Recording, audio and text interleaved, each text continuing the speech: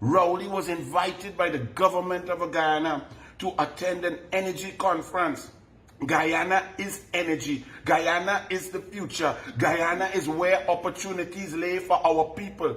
And because of one man's childish inability to accept losses, a man's vindictive, immature nature, all of us in Trinidad and Tobago, especially when we at our worst, our lowest ebb, our oil production is down, our gas production is ridiculous, our negotiated upstream price is making NGC make losses for the first time. The government has forced the board to ask for indemnities. The whistleblowers have been removed and PNM sycophants have replaced them. Our energy sector is in total shatters, tatters and gone. And Rowley does not have the maturity to go across to create opportunities for us, the people of Trinidad and Tobago. Nobody cares if he as an individual is myopic, selfish. Nobody cares, but he's the Prime Minister of Trinidad and Tobago.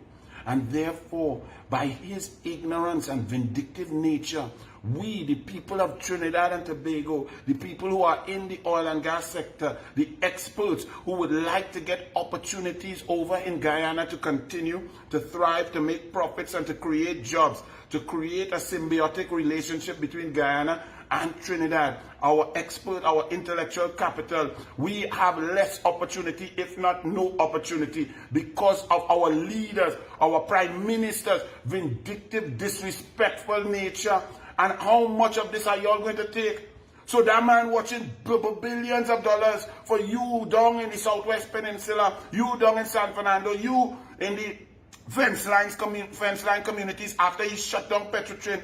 And he shut down those opportunities because he disrespected the government of Guyana. Well done. All you want to vote again? All you really want to vote again? All you dip your finger for that miscreant? Really and truly? Really? Okay. Kaieteur Radio, keeping you informed. Demerara and Essequibo 99.1 FM. Burby's 99.5 FM. Kaieteur Radio.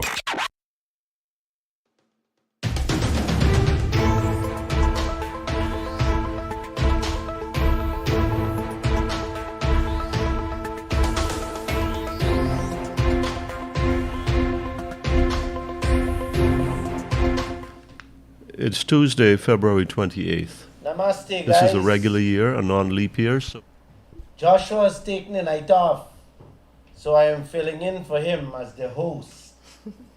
He always says, you guys know the rules. At the end of Mr. Lall's presentation, the phone lines will open. And you know the numbers. That's what Joshua always said. 226-7453, 226-7454, or you can WhatsApp us 62222 624-6456. He also always says, if you don't have credit, ring our phones or ring the phones and we'll get back to you. With that said, Mr. Lall, the floor is yours. But tonight, guys, I am saying, girls, take the floor. It's all yours. Thank you very much for the introduction, Mr. Lall. Although you're filling in for Joshua, Yeah. I think you did a really good job. Thank you. So, first of all, good evening to our viewers wherever you're watching us, whether it's in Guyana or abroad. Thanks for taking the time to listen to us this evening, to hear our perspectives. We are really excited about the opportunity to be here with you this evening and to talk about some of the important topics in the oil and gas sector. But before we get into that, I'm going to hand you over to my colleague, Davina, for her to introduce herself this evening. Thank you. Thank you, everyone. Good evening. Today, I just wanted to share a few things with us just before we start. So, it's the first day of a new month, the third already in 2023. So, as we prepare to delve into these much important issues that we have planned, I just wanted to share a quick quote with you to provoke your thoughts. Richard Van Gogh said, and I quote, "What if life..." Sorry, let me rephrase that. What would life be if we had no courage to attempt anything? End quote. I believe this is very important to Guyana as an oil producing state. And no doubt a spectacle to the rest of the world. Just imagine, what would life be if we had no courage to attempt anything? With that, viewers and listeners, I say good evening and welcome to our show. We look forward to speaking with you, hearing your views, even as we discuss these issues. We want to remind you that this show is an open conversation, and we would invite you to call in at any time, ask your questions, share your views. Yeah. Well, thank you, Kiana. Thank you, Divina. Now let me begin with my little bits. Let me give my introduction. Mr. Lall, over to you. You guys just heard from the two oil queens of Kaieteur News, Kiana and Divina. The phone lines will open in just a few minutes. But let me say this. Every day that goes by, President Ali and Vice President Jagdeo is further pushing all Guyana into a deeper pit with contracts, agreements, deals, and sellouts that we could never change. Earthquakes, hurricane, and tornadoes are things we can't do anything about or stop them from happening. Am I correct? Very true. Good. But the earthquakes, tornadoes, and hurricanes, President Ali and our Vice President is creating for Guyana and our future. We can certainly put a stop to that. Put a full stop to it. It is only when you understand, that the wealth, the resources of this country belongs to you and me. Let me repeat. Only when you understand the wealth, the resources belongs to you and me. It is only when you people can cement that within your heads, then we will be, or we can tell ourselves that we are heading in the right directions. So please, guys, this wealth belongs to us. Rather than the rice and sugar that you have to bust your back in the hot sun to provide a meal for your family, you will never get it. You will never be able to secure a bright future for you and your family if you don't cement that you have tremendous wealth that belongs to you. Guys, if you can't understand that, if you can't understand the wealth in this country belongs to you and me, your unborn children and grandchildren, and that of your or generations to come, guys, I don't know how we're gonna survive down the road. Or I don't know what to say if you can't understand this vast wealth we have belongs to us. I can only beg you, all of you, to try your very best to understand that you don't have to cut cane in the hot sun or plant rice. You can just sit down home and collect money like sand, or you can collect money like rice. That's the kind of wealth we all have staring us in our faces, guys. Are you ready to fight for it? Are you ready to demand what is rightfully yours? This is something that has been bothering my soul day in, day out. And I really don't know what else I can do. What more can I say to let you people understand how rich you are and how you people not doing anything about it? You ready to fight with a man who snatched your fine gold chain from around your neck? What mixed with copper, Kiana? But you're not ready to fight with the foreigners who snatching out your pure gold by the tons. You're ready to fight with one of your brothers or sisters who walk in your yard and pick up your plants or pick up your fruits.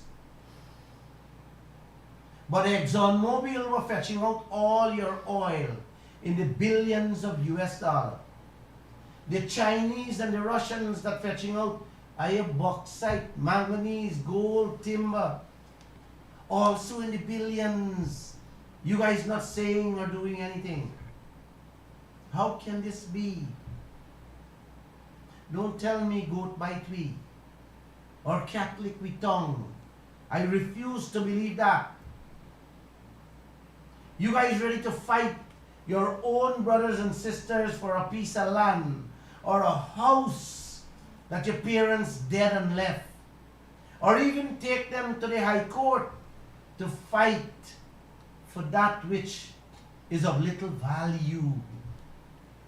But these foreigners fetching out your beautiful mansions, your bright, bright future that God Almighty blessed us with, you with, and you letting them go without uttering a single word. Why the silence? How can this be? Like I said, earthquakes, tornadoes, or hurricanes, we cannot stop or do anything about them. But come on, guys.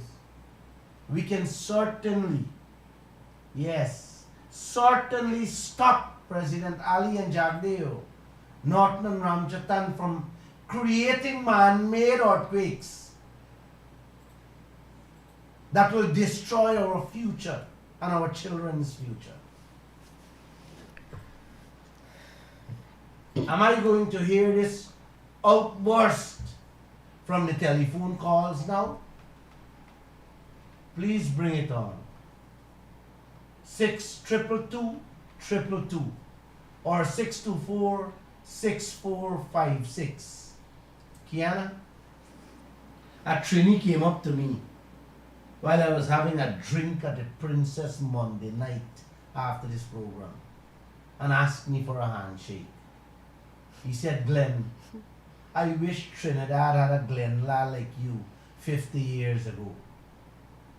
He and his friends would have never been in Guyana fighting for their families. Survival in Trinidad. That's what the gentleman told me. He then introduced me to another Trini friend who were also delighted to meet me. They both listened attentively to what I had to say. I was so happy. If I could have taken another drink with them, I would have. But the doctor warned me, take 2 and go. Not 2%. 2 shots, the man talking about. You know that? I felt so good that the Trini, everybody listening to the program, and is actually telling me had they had a Glenn Lall. You guys remember the airport, what Trinidad airport, the Trini heading to Canada, what he said is precisely what the 2 guys told me Monday night after the program. The phone's ringing. Let's take the first call. Good evening. You're live on the air. Why are the phone cut off? Well, maybe this person will ring and does not have credit. You see? I'm pretty much certain. Maybe that's it. You know, I saw on the Facebook the viewers with my program is skyrocketing. I see the TikTok also rising. You know, it makes you feel happy that people are listening. But I want to tell all of you, please share these messages, share these programs. Sharing is caring. Sharing is providing, Raj. But most importantly, sharing is information. And we all know that information is one of the best gifts you can share with human beings. Knowledge. You know? Especially when you're telling them how wealthy they are and point fingers showing them how they're being taken advantage of or is being robbed legally every day. People wants to hear that. People wants to know that.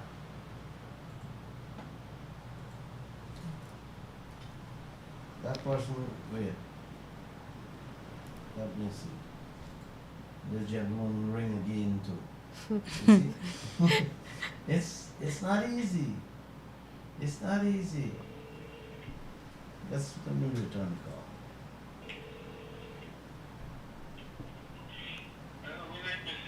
Good night, good night, good night. Good night to the girls.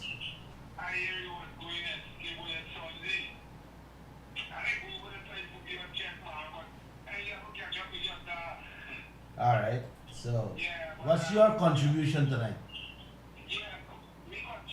I have two of eggs on Queen sitting in this radio station.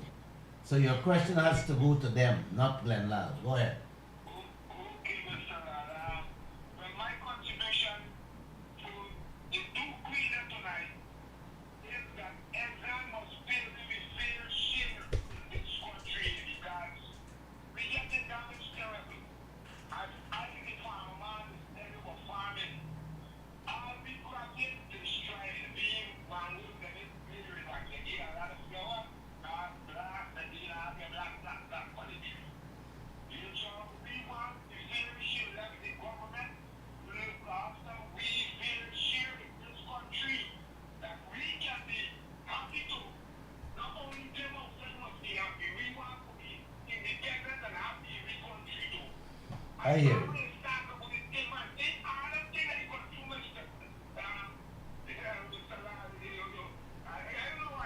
I hear you.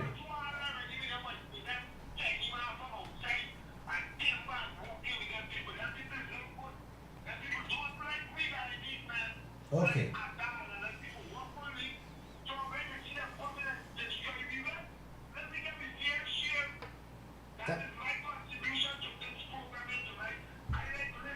Thank you. Thank you, my friend. Thank you. Good. Thanks. Have a good night. Yeah. All right. The gentleman said he wants his fair share. I think that every Guyanese echo the same sentiment. We want our fair share. Now, how can we get that?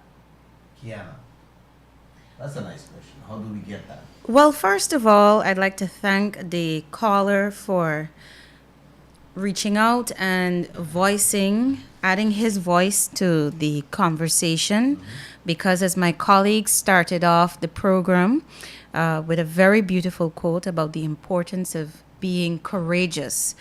And it's important that every Guyanese, we muster the courage to demand what we rightfully deserve. Perfect. So I wanted to start on that note.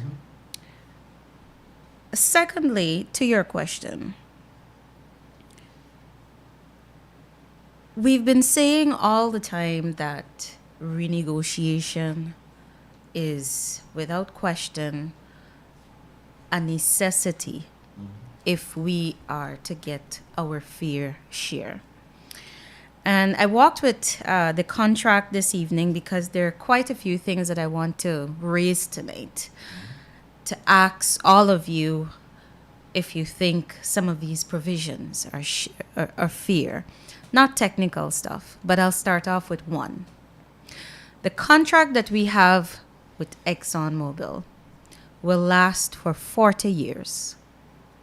It means that this contract will come to an end in 2056. Until that time, ExxonMobil will pay no taxes. In the meantime, myself, Davina, Mr. Lall, every other Guyanese listening, their children and their grandchildren will be paying their fair share of taxes. Is that fair? That is what I wish to have our listeners just think about. Is it fair that oil companies, their employees, their subcontractors, their affiliate companies are able to walk away tax-free for 40 years? In the meantime, while they're doing that, they're enjoying that tax-free ride for 40 years. They will feast on the lion's share of our oil resources. How can we live with a deal like that? And so, before I add more to the conversation, I'll hand the floor over to my colleague, Davina. Thank you. And thank you, Mr. Lall, for your question. You asked, how can we invoke change? For me, I personally believe if we stand up as a people, we have power. So we've seen in other parts of the country huge amounts of people uniting and saying, standing up to the government, and not just government, to even the oil companies, to say, hey, we want more for what is ours. And they have caused those oil companies to come to their knees. And so I believe in Guyana, if we would really like to see change, then the masses need to come together so that we can actually benefit from more of our resources. And unless we do that, they're going to just say, well, it's just a few people. They can't take us down. It's a huge company. And this is how they've been dodging renegotiation so far, because they feel like it's just a minority and they can handle us.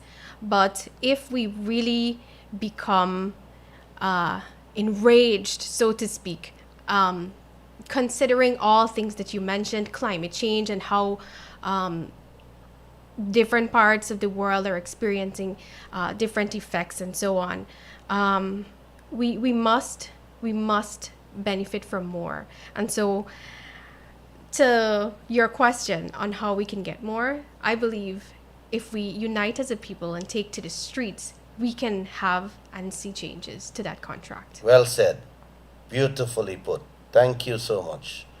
But Kiana, what you said there and how you said it, that this nation have to sit down and take, oh my gosh, not getting any taxes from the trillions of American dollars that will be coming out from our oil, and don't get a cent taxes till 2056. Yeah. Man, Raphael Trotman and the coalition had to be smoking something that I never heard of to sign such a contract. You know? Yeah. And then them fetching out the lion's share out of this country. And I don't know about you, uncle and auntie, but Glenn Lall will not sit back idle and allow this to even pass 2023. It will not pass this year. We have to bind ourselves like Divina says. You see, Divina, one of the problems we have is this race issue, this party issue. Unless we bind ourselves together, we're going to be bowing or praying on our knees together to survive in this land. And just to make a point, another point, Mr. Lall, Go I ahead. was doing some minor calculations just now. When this contract comes to an end, our president, Dr. Finale, will be 82. 82? Yes. The vice president will be 99. Will be 99. These people, like, they have no shame, man. And Go I ahead. put those two figures there to show that at that stage of their lives, we will be left to bear the brunt of any decision or indecision or anything they do or don't do. Oh.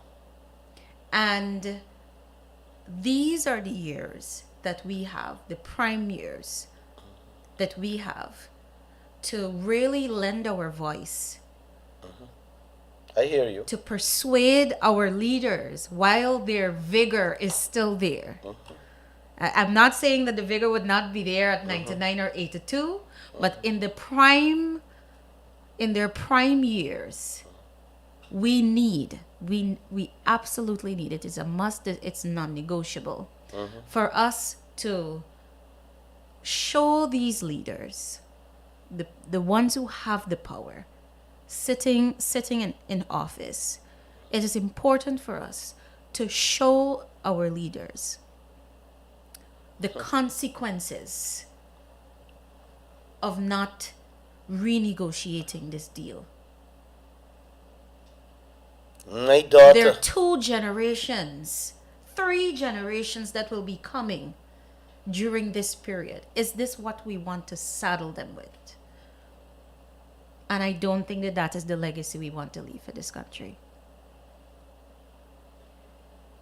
Just if I may comment, Mr. Lall, you spoke about this contract that the AFC has left for us. They signed it back in 2016. The coalition. Yes, it was Mr. Raphael Trotman, the former Minister of Natural Resources, that attached his signature and entered Guyana into this deal.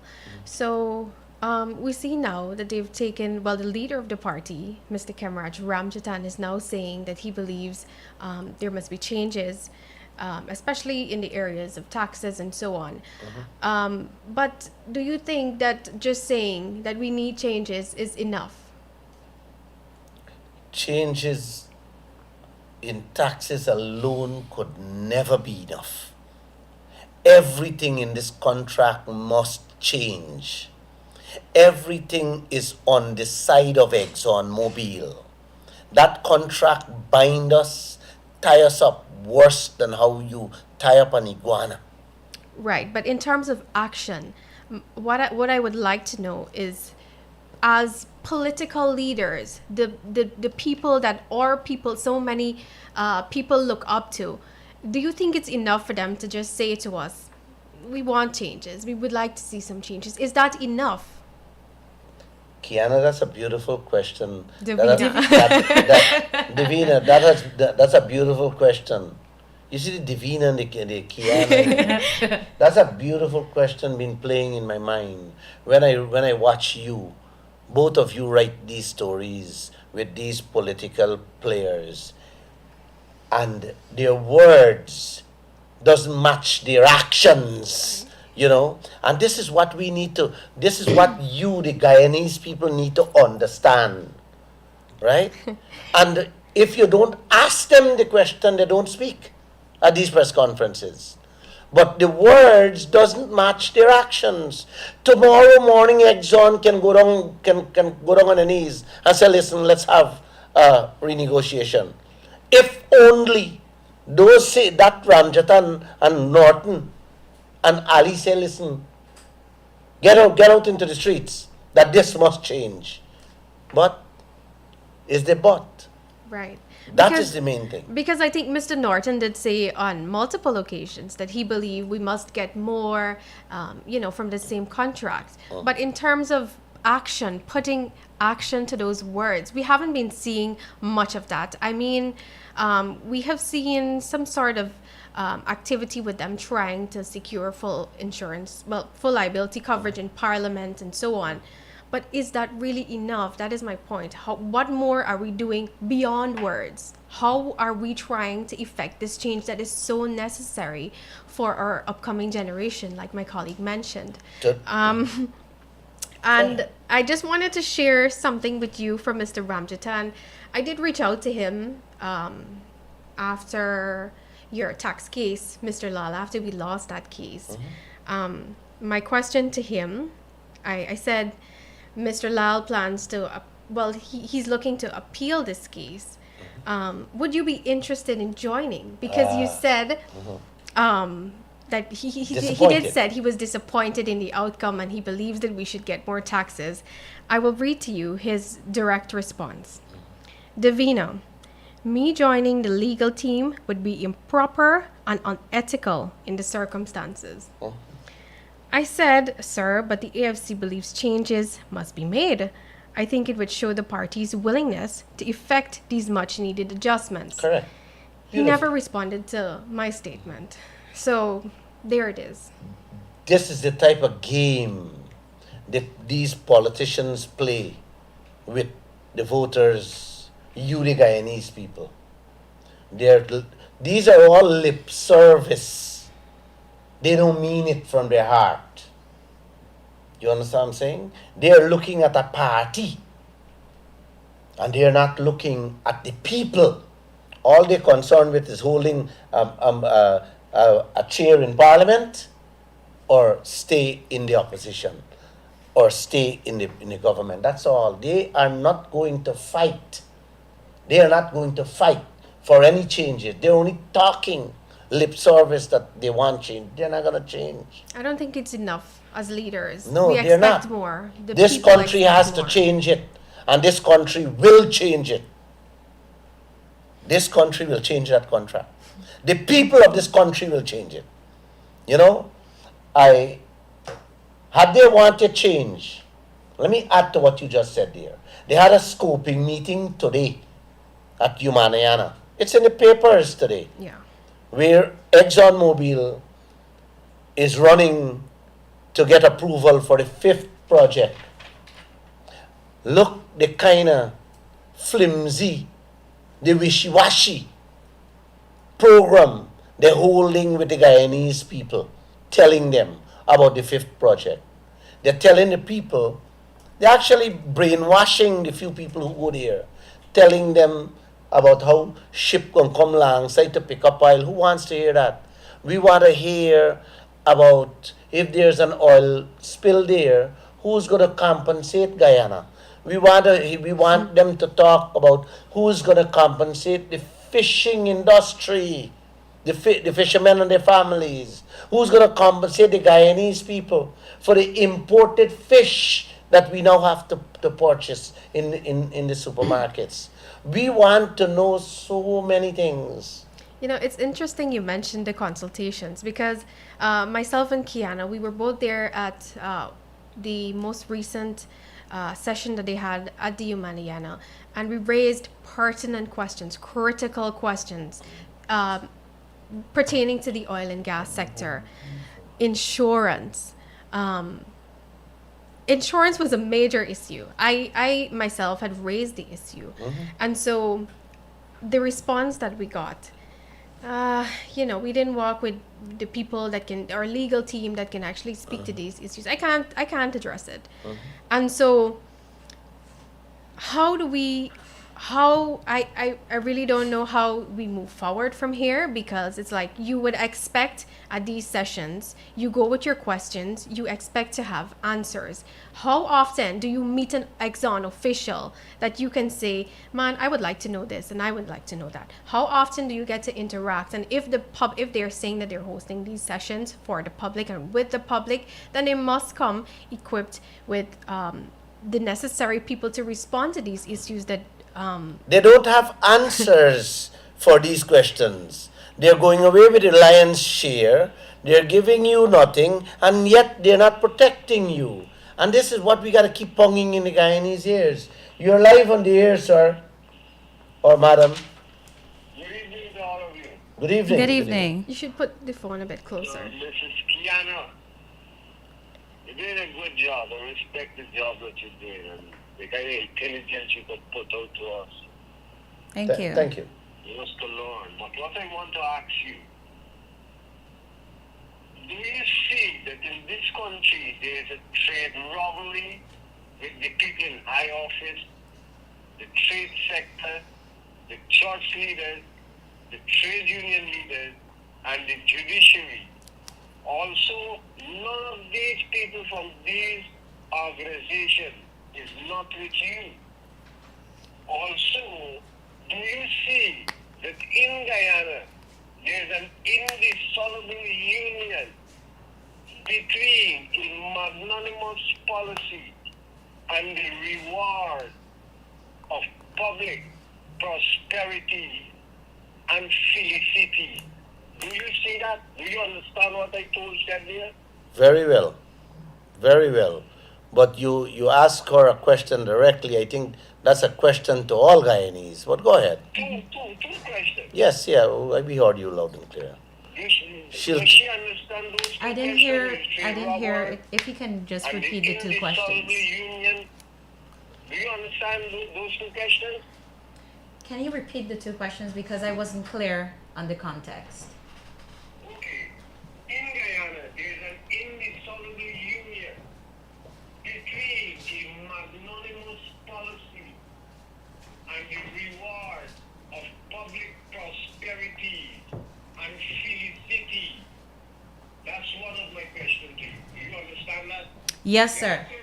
That sounds like a statement. The other question is that, do you see that Guyana is going through a thing named Guyana Great Trade Robbery?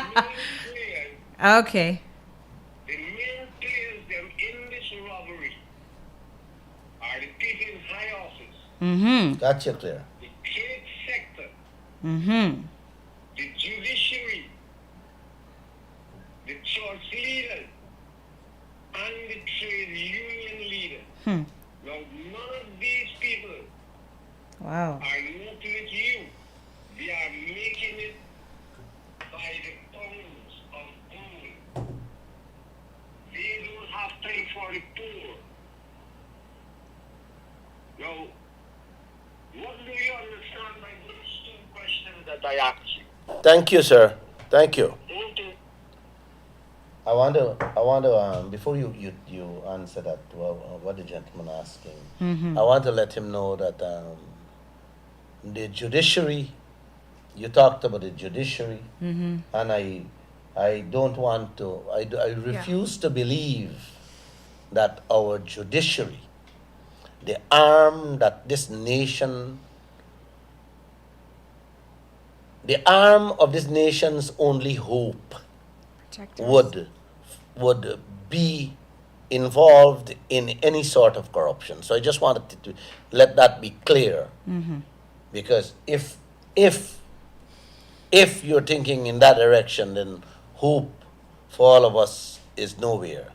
But the rest of the institutions and organizations that you talk about, of course, we can dance with that. Go ahead, Kian. So first of all, thank you for the two questions. Very deep, but also I'd like to preface my commentary on the judiciary, the aspect of the judiciary.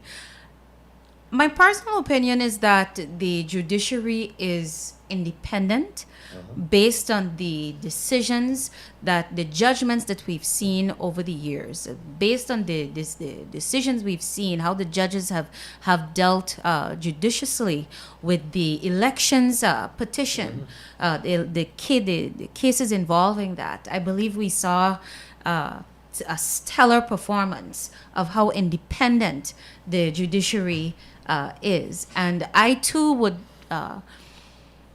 would say that, I think that the independence in our judiciary is unshakable, and I do want to believe that it will remain that way as we continue to dive further into the journey of being an oil producing state. That being said, I agree that there is a great trade robbery involved there. Politicians, the trade unions, the religious sect, and other actors, other elements. I do believe that is part of it. And we're seeing that a byproduct, one of the greatest byproducts of this is the 2016 Stabroek Block Agreement.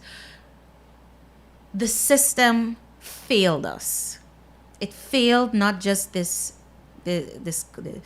generation today, but future generations with that agreement. That agreement is not only anti-constitution.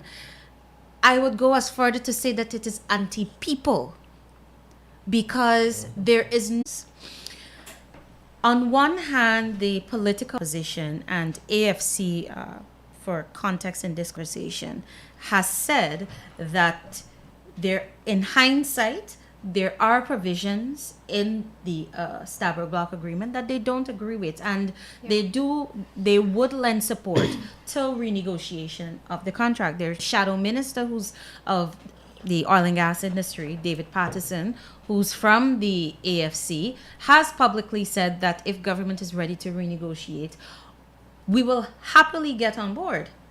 But the response from Ramjatan is mind-boggling, to say the least. And Davina, you spoke earlier about the need for us to go beyond words. I completely agree with that, and it makes me wonder what is going on with our political opposition.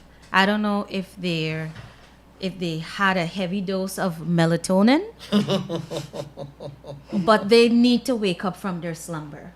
And the reason why I'm saying this is because I was going through some of my old stories tonight, and I noticed, I'm not sure, Davina, if you can recall this, but on 2 occasions we had Trotman, the former Minister of Natural Resources, Raphael Trotman, appearing before the Natural Resources Committee, answering questions about the decision making on the Stabroek Block Production Sharing Agreement. This was in 2018. Okay. I believe it was May 2018. Following that, July, also in the same year, Rod Henson, the former country manager for ExxonMobil, appeared before the Natural Resources Committee and asked pertinent questions. I say this to say that since then, no member of government or ExxonMobil has been asked or invited to appear before Parliament to answer questions about the oil and gas industry. The last and only time this ever happened was in 2018, Mr. Lall. Wow. And it makes you wonder what is going on with the political opposition. Exactly. Because they have parliamentary reach, not just the motions, you write a question or you seek to find out something. Make several requests. You know the impact it would have if from 2020 to now, the political opposition had racked up at least 100 requests to have the either the minister or a government official or ExxonMobil and its representatives before the National Assembly to answer critical questions. That is what an opposition is supposed to do. That is what an opposition who is thirsty for knowledge, who is incensed by what is going on, would do.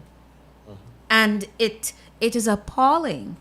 It is truly appalling that aside from the parliamentary powers that they can access, do you know that the political opposition has never held a press conference about the quality of the public scoping meetings ExxonMobil has on these projects? I am positive that if you ask any one of them if they've ever attended the scoping meetings, you would be surprised by the answer. I went to a few and I haven't seen And any one of them. I've been to a few. I do think that there is. is one time I attended a session and David Patterson was there. Okay. That was last year. But have he said anything? Yes, he did ask a few questions. No. So what I'm referring to is the political opposition being present at these scoping meetings for each of these projects and chronicling, documenting the quality of these sessions. What We have not Guyanese seen need that. to know. We have not seen that. And, I have no apologies to make about this. The political opposition needs to do more. It needs to step up to the plate. It needs to be more vigilant. Can I just summarize what you said there? Yeah. In the layman terms? Yeah. Uncle and Auntie, what Kiana just said there is that the opposition, both the AFC and the PNC, has powers in their hands, just like the government, to haul ExxonMobil before the parliamentary committee, bring them in parliament to answer questions. And what she said there, since 2018, the opposition did nothing so far. We have been writing so many stories about these scoping meetings they're having all over the place. I have talked many times on it. And not one day have I ever seen any one of the opposition member attending these scoping meetings to ask a simple question: what about our insurance coverage? Nothing. They're not there. And when we carry these stories, they do not even respond. So you tell me, Kiana, is these people really want see changes to this Exxon deal? And that brings me back to another point that I wanted to make. Earlier, I think either yourself or Davina spoke about, being government on board, or I think it was a caller that spoke about getting, government on board. We need to get... I would say to you, don't think that the power to change lies with political leaders. Alone. I love that. Over the last 4 years, we have seen instances where people have reached a boiling point where they have said enough is enough. We've seen that just in not Trinidad and Tobago, Suriname, where people have said, I have had enough. I need better. And when we reach that point, in the cases of some country, it's not too late, but in others, sometimes it is too late. And I want to give an example of why you should not depend on leaders to look out for your interest. Hey. Kaieteur News this weekend will publish a story that exposes how 2 oil companies, in collusion with the authorities in the Netherlands, ignored the social, not the economic, the social, but the environmental implications extracting gas because the profit was too sweet to walk away from.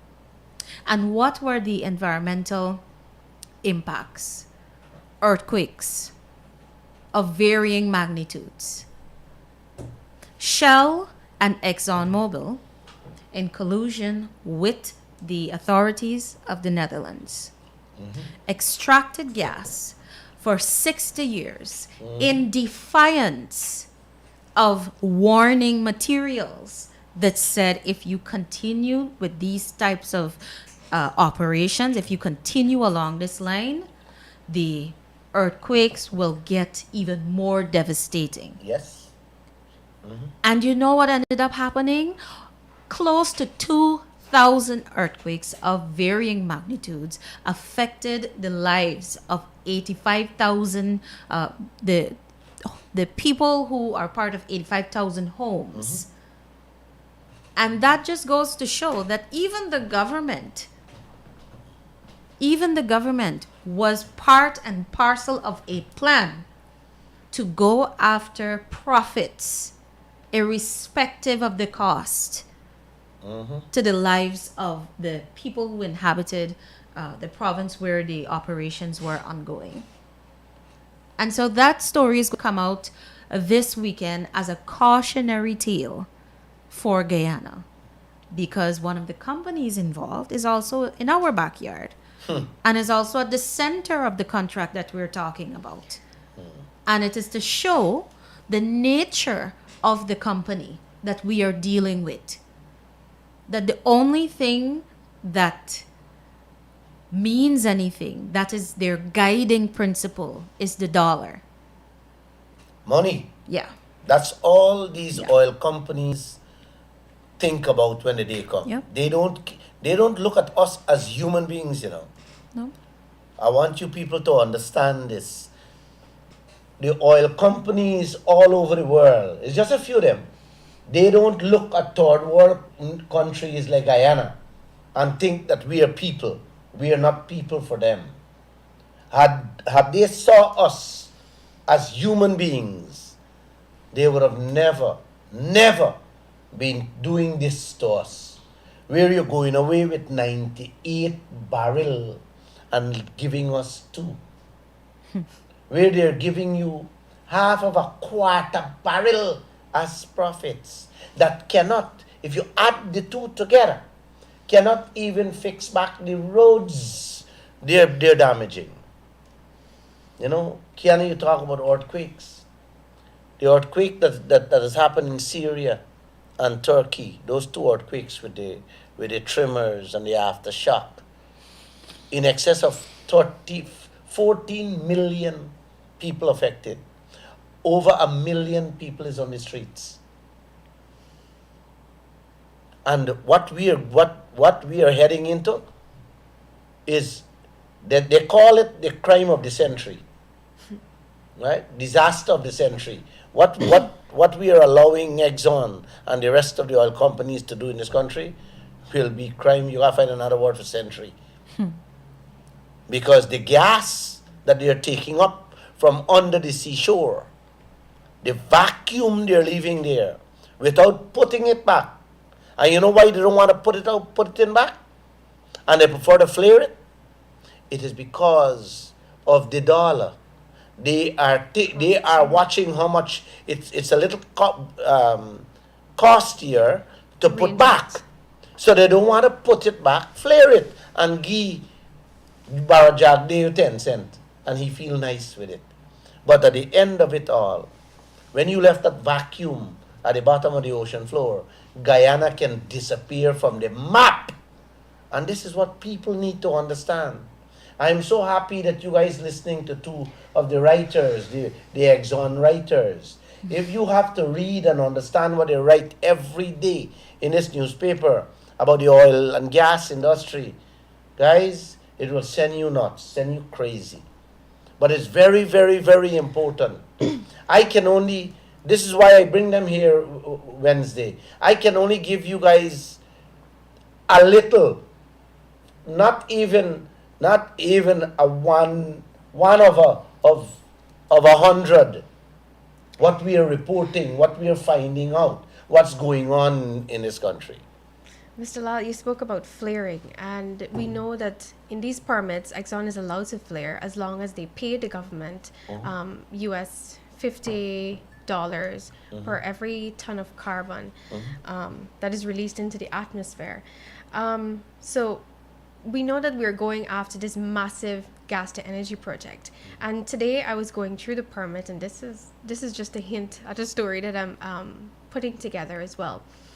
So I was going through that permit, and what I found is the identical clause inside of that permit, which means Exxon will be allowed to flare gas at this gas to energy project as long as they pay this fine or this fee. So it begs the question, for me in my mind, I'm thinking, and I think I've raised this question with you, Mr. Lall. If there is an explosion or some sort of issue where we can't make use of that gas, what happens to it? Does that mean that it's going to keep coming and we're going to just burn it off? What is going to happen there? So if we're putting in place a provision in that permit that says flare as much as you want as long as you pay us, I cannot even begin to think of what might happen there, because we're going to bring in 50 million cubic feet of gas per day. What are we going to do with it if there is excess? Thank you. The 50 million cubic feet per day is what is required to power the generation plant that they're going on there with.